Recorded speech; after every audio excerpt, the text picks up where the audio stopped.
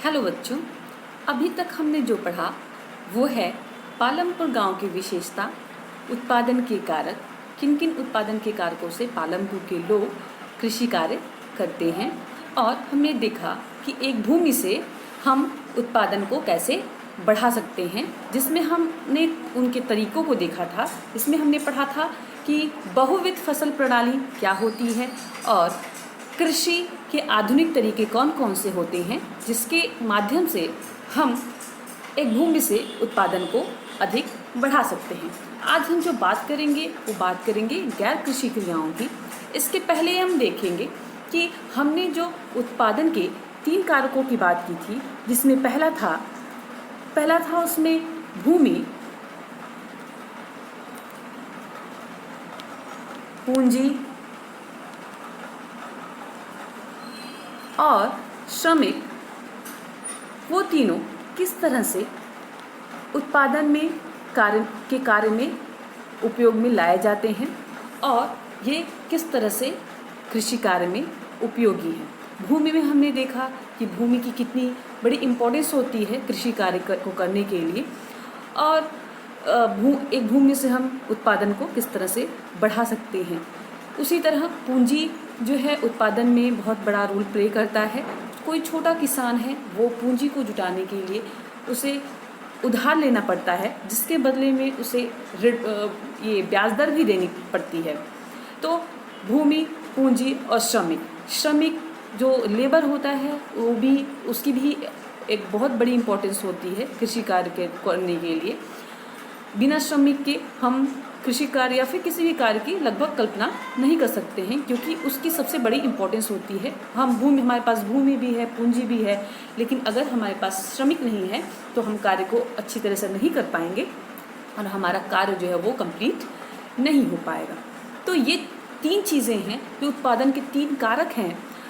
उसके आधार पर कोई भी अगर श्रमिक है वो उत्पादन करता है, और मान लीजिए वह कोई किसी एक चीज़ का उत्पादन करता है, और वो चीज़ क्या है, मान लीजिए गेहूँ का अगर कोई किसान जो है इन कारकों, उत्पादन के कारकों से अगर वो गेहूँ का उत्पादन कर लेता है, तो उन गेहूँ को क्या करेगा वो, जिसको हम अधिशेष कहते हैं, जिसको हम क्या कहते हैं, अधिशेष कहते हैं, कि कृषि उत्पादों की बिक्री हम किस तरह से करते हैं। तो जो किसान है वो जो भी उत्पादित करेंगे, मान लीजिए उन्होंने गेहूँ का उत्पादन किया, तो अगर उनके पास गेहूँ अत्यधिक है तो आधा गेहूँ वो क्या करेंगे, खुद के उपभोग के लिए रखेंगे, और जो शेष बचेगा, अधिशेष मतलब कि उनके पास अत्यधिक जो शेष बचा हुआ है उसको वो क्या करेंगे, बाज़ार में बेच देंगे।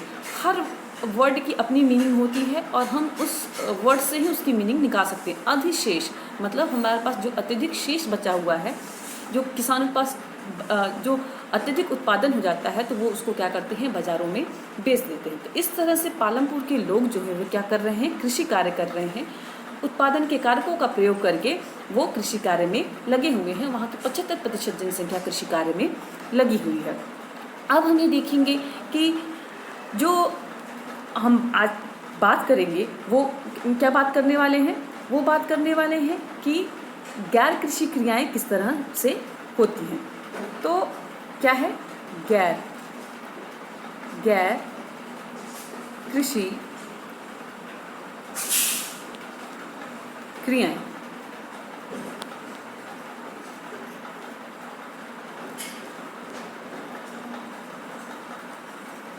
तो ये जो गैर कृषि क्रियाएं हैं ये क्या हैं, जैसा कि इसके नाम से स्पष्ट है, गैर कृषि मतलब ऐसी क्रियाएं जो कृषि पर आधारित नहीं होती हैं।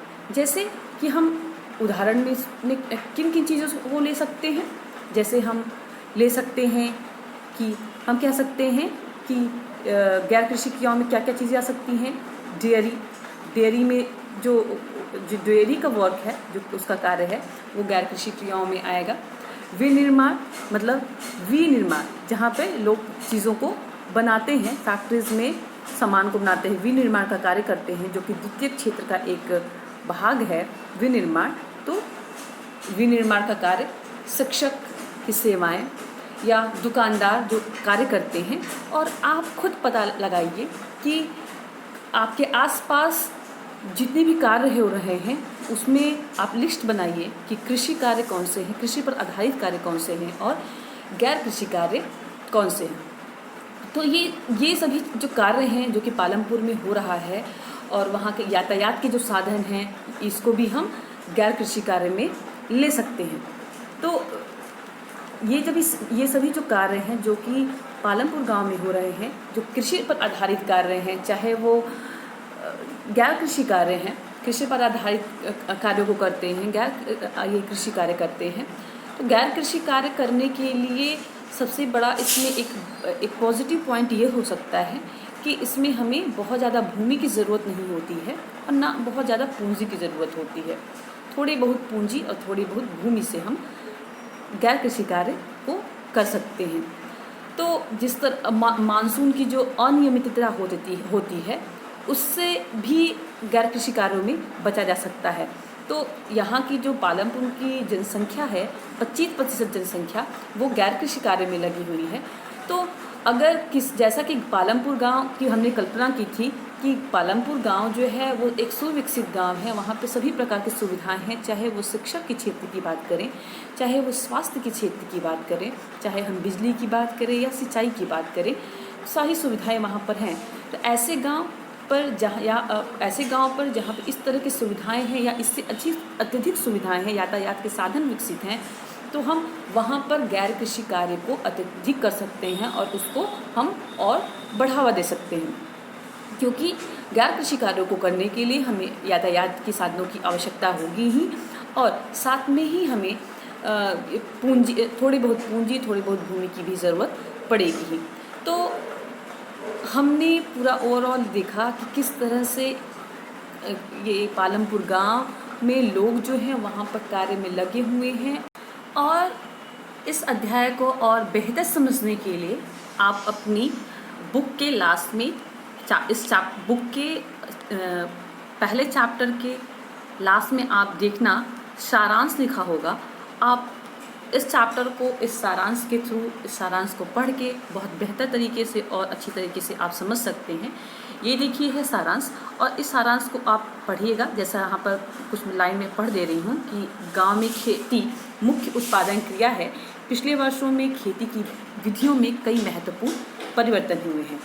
इनकी वजह से किसान उतनी ही भूमि से अधिक फसल पैदा करने लगे हैं। यह एक महत्वपूर्ण उपलब्धि है क्योंकि भूमि स्थायी और दुर्लभ है।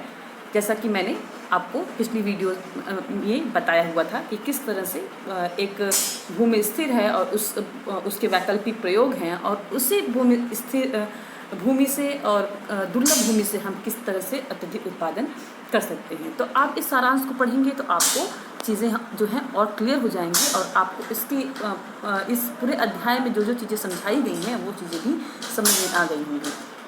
आशा करती हूँ कि आपको ये चीज़ें जो है वो समझ में आ गई होंगी, अध्याय समझ में आ गया होगा, अध्याय का सार समझ में आ गया होगा। नहीं समझ में आया हो तो आप इस सार को पढ़कर भी अध्याय को समझ सकते हैं। वीडियो को दोबारा देखिए और उसको समझने की कोशिश करिए। आज के लिए बस इतना ही। नेक्स्ट क्लास में हम अध्याय नंबर 2 संसाधन के रूप में लोग के बारे में डिस्कस करेंगे। Thank you.